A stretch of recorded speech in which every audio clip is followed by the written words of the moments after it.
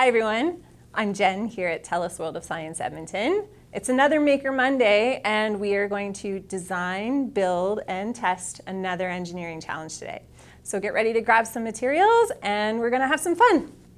So last night something huge happened at the Science Center. We have a giant problem.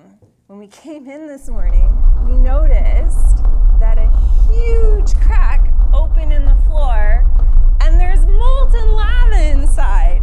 So our challenge today is to create a bridge to get from one side of the lava over to the other side of the lava.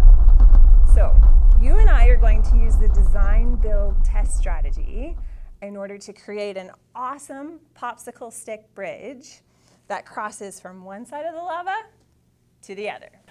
Okay, so these are the materials you're going to need for today's challenge. First of all, you're going to need a lot of popsicle sticks. So if you have some of those hanging around the house, now is the time to use them. Or you could also use craft sticks. I love the colored ones because they're so much fun to use. You're also going to want something to glue the popsicle sticks together. So I highly recommend white glue. It works really well. It just takes a long time, so be aware of that. You could also use masking tape. Today, I'm going to be using hot glue. If you have a hot glue gun at home, you can use that as well. Just make sure you ask a grown-up for help setting it up and get them to show you how to use it safely because the tip gets really, really hot. Okay, also a good idea is to have some string so you can test out some ideas with that on your bridge. I'm also going to suggest that you have some scrap paper for making your design and some markers.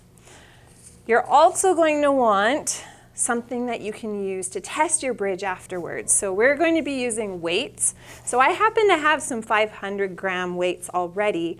You might not have that at home though. So use whatever you have at home. It might be something heavy like books, or you could always put pebbles into paper cups, or maybe marbles. Whatever you have at home will work to test out your bridge. I'm also going to suggest that if you want to cut your popsicle sticks, scissors don't work very well. So maybe your parents have in their tool cabinet a pair of side cutters or edge cutters. Those work really well at cutting popsicle sticks. But again, ask a grown-up for help because they can be quite sharp.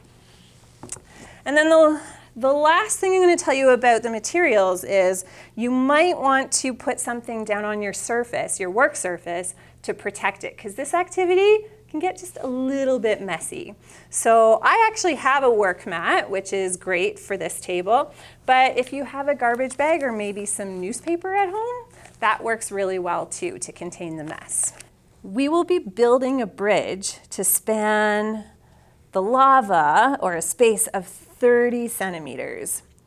You can create this using 2 piles of books or blocks or by moving 2 chairs close together. Feel free to make the space bigger or smaller if you need to. So bridges are amazing constructions that let people and animals cross from one safe area to another safe area. Where a bridge is located will determine what its shape and size will be, what type of structure will be used, and what materials it is built with. Let's look at a bridge right now and see if we can pick out any recognizable shapes.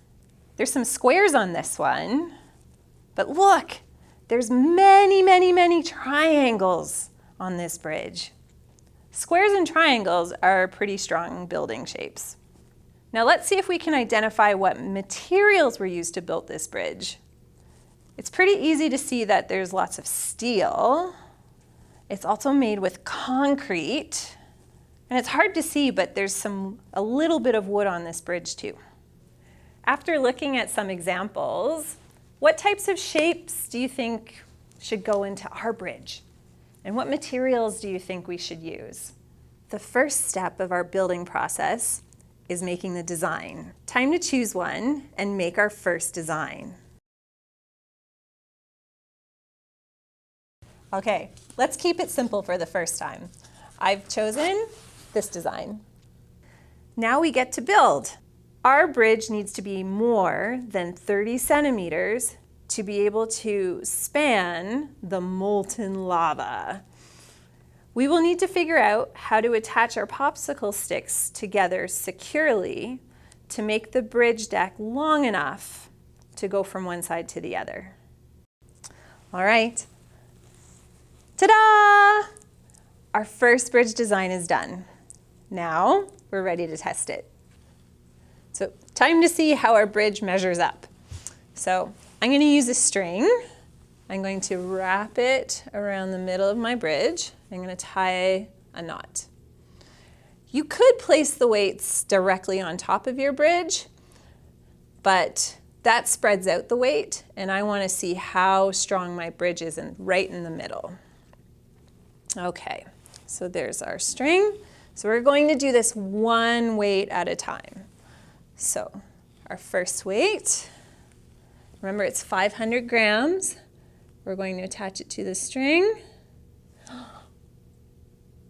It's important to be careful. Make sure your toes and your knees aren't underneath the bridge, just in case it does collapse. All right, let's do another one.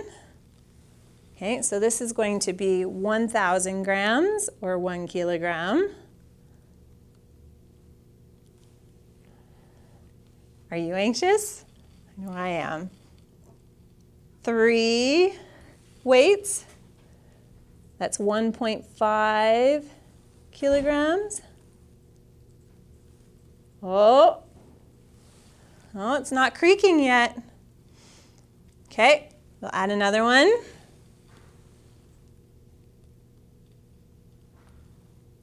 That's 2 kilograms. This is our 5th one.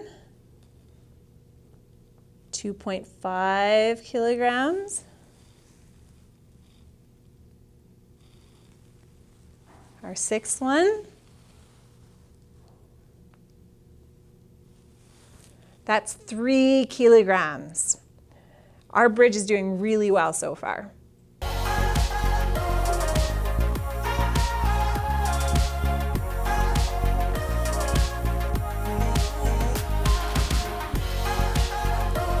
There!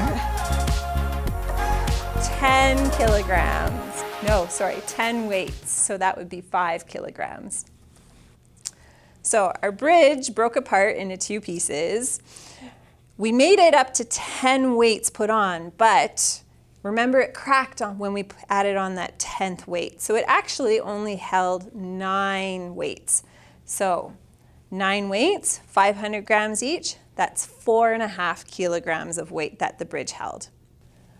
All right. Now that we've done our first test and we eventually got a nice bridge collapse, it's time to go back to the drawing board. We're going to go back to our first design. So we can either repair the design of our first bridge or we can test out a new design. So this time I've chosen to go with this design.